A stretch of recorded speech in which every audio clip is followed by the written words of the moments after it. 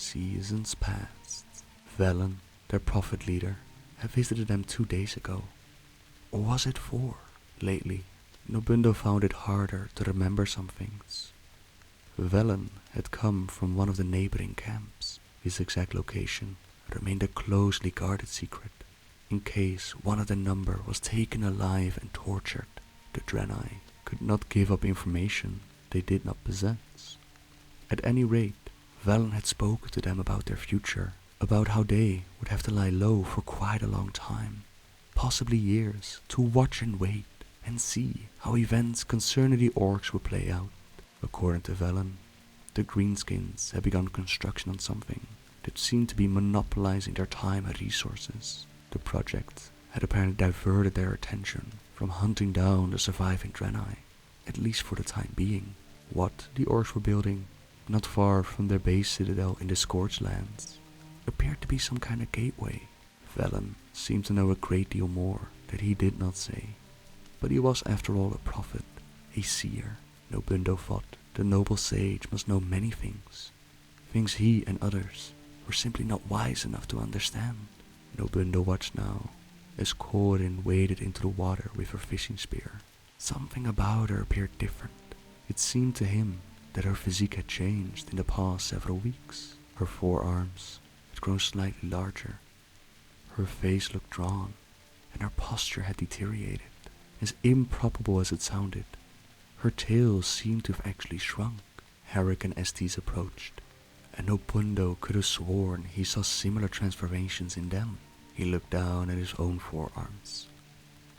Was it his imagination, or did they appear swollen? He had not felt right ever since that night, but he had assumed he would recover in time. Now, he was becoming increasingly worried. Corin approached. "I am finished for today. I need to go lie down." She handed Nobundo her spear. "Are you okay?" he asked. Corin attempted a smile that lacked conviction. "Just tired," she replied. Nobundo sat atop the mountains overlooking Zangarmarsh. Eyes closed, he felt tired to his very bones. He had come here to be alone. He had not seen Corin in several days. She and the other two had holed up in one of the caves, and when he inquired as to their condition, his inquiries were answered with unknowing shrugs. As for the one called Akama, he was still unresponsive, barely hanging on despite Rogue's continued efforts. Something was drastically wrong. Nobundo knew it. He had seen the changes in himself and in the other survivors, Akama included. The rest of the camp knew it as well. They seemed to speak to him less and less. Even Rogue. And just the other day, when Nobundo had returned to camp with a few small fish, he was told that they had plenty, that he should eat the fish himself, as if whatever malady was plaguing him and the others could be spread by touching the same food he had handled. Nobundo was disgusted. Had his service meant nothing? He had taken to spending long hours here among the hilltops, quietly contemplating, forcing his mind to focus, trying desperately to achieve what still remained unattainable, access to the light. It was as if a door had been closed to him, as if the part of his mind that had been able to make contact simply no longer functioned, or worse yet, no longer existed. Even simple musings such as these made his head ache. Lately, he was becoming more and more difficult to articulate his thoughts. His arms had continued to swell, a swelling that would not go away, and his hooves had begun to splinter. Pieces of them had actually fallen away and not grown back, and all the while, the nightmares persisted. At least the patrolling Orcish war parties had grown less frequent. Reports had come in that whatever the Orcs were constructing was nearly completion, and it did appear to be some kind of gateway, just as Velen had predicted. Good, Nobundo thought. I hope they go through it, and I hope it carries them straight to their doom. He arose slowly, deliberately made his way back toward camp, grateful for the support of the hammer, which had grown so heavy in recent weeks that he carried it head down, using it more often than not as a walking stick. Hours later, he reached his destination, decided to see Rogue. Together, they could call a meeting to address the issue of the increasing tolerance displayed by. Nobundo stopped at the entrance to Rogue's cave. Corin was there, lying on a blanket. She had now transformed so that she almost looked no longer like a Draenei, but rather like some parody of their race. She was sickly and emaciated. Her eyes were milky, and her lower arms had swollen to a massive size. Her hooves had slouched away to twin bony protuberances, and her tail was nothing more than a small nub. Despite her frail condition, she was struggling in Rogue's arms. I want to die. I just want to die. I want the pain gone. Rogue held her firmly. Nobundo quickly approached, leaning close. Don't be foolish. He looked at Rogue. Can you not cure her? The priest frowned at his friend. I have tried. Let me go. Let me die. A glow emanated from Rogue's hands then, soothing Corin, subduing her gently until her exertions lessened and finally stopped completely. She broke down into raking sobs and curled into a fetal position. Rogue motioned with his head for them to leave the cave. Once outside, Rogue fixed a stern gaze on Nobundo. I've done all I know. It's as if her body, like her will, has been broken. There must be something that can. Some way to... Nobundo struggled to properly communicate his thoughts. We have to do something, he finally blurted. Rogue was silent for a moment. I worry for them. For you. We've received reports that Shevrev survivors in the other camps are undergoing similar changes. Whatever this is, it is not responding to any kind of treatment. And it is not going away.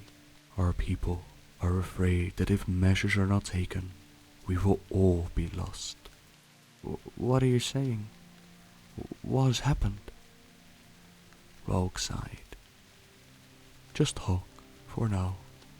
I've tried to be the voice of reason, but even I cannot defend you and the others for very long, and, truth be told, I'm not sure that I should. Nobundo felt bitter disappointment in his friend, in the one person he thought he could trust, who was now succumbing to the same narrow-minded paranoia as the others.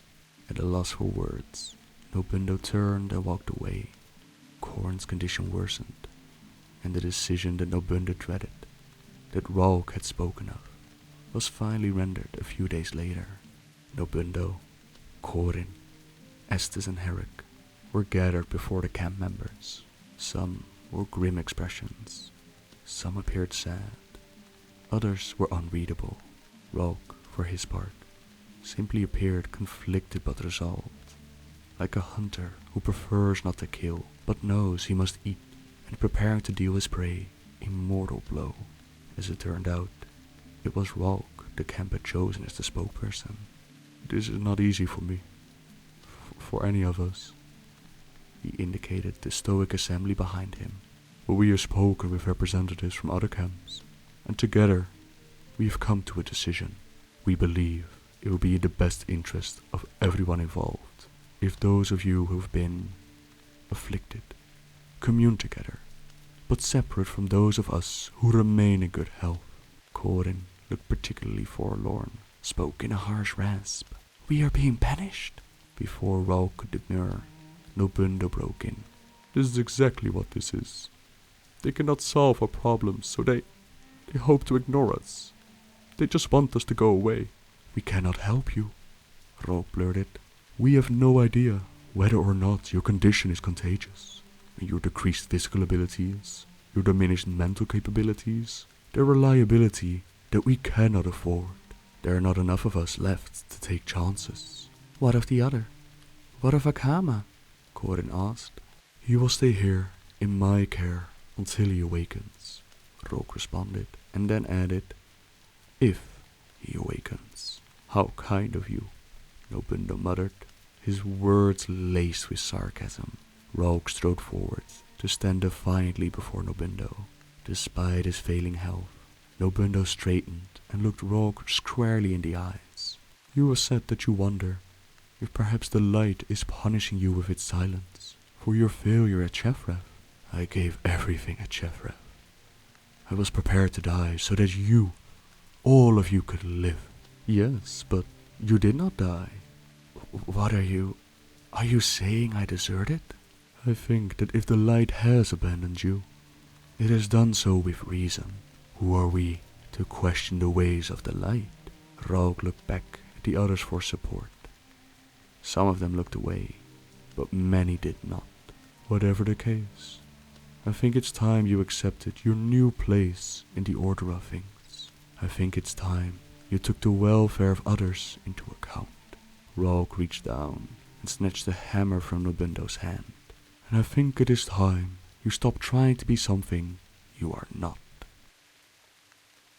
It was a mistake to come here. Nothing has changed. You are still Kroku. You are still broken. No, they would listen. He would make them listen. There was, after all, the epiphany. Nobundo forced his eyes from the gathered assembly to the fountain in the center of the small plaza. From that water, he asked for clarity. He felt his thoughts resolve into focus. He thanked the water, and leaning heavily on his stick, forced himself to meet the sea of disapproving gazes below. There was a moment of awkward silence. "This is nonsense," he heard someone whisper. When at first he tried to speak, his voice sounded small and hoarse, distant to his own ears. He cleared his throat and began again, louder. "I have come to talk to you about... We are wasting our time. What can a Kroku have to say to us?" More voices of dissent joined in. Nobundo faltered. His mouth worked, but his voice was lost. "I was right. This was a mistake." Nobundo turned to depart and looked up in the placid eyes of the prophet, their leader Velen. The seer fixed Nobundo with a critical gaze. "Going somewhere?" Nobundo sat atop one of the cliffs overlooking the scorched lands. They had not changed much in the last... How long had it been since he first ventured out here? 5 years? 6? When he and the others were sent away to the new camp for Kroku, as they'd finally come to be called. Nobundo was angry, frustrated, depressed. He went to the furthest spot possible, in the only direction he was allowed. He'd always meant to investigate the hills bordering Zangarmarsh, but at the base of those hills were camps of the unaffected, a region not off limits to his kind. And so, he ventured here through the blistering heat, to the peaks high above the most desolate waste on Draenor, wastes that had been lush glades before the Orcs' policy of hatred and genocide, wastes created by the warlocks and their twisted magic.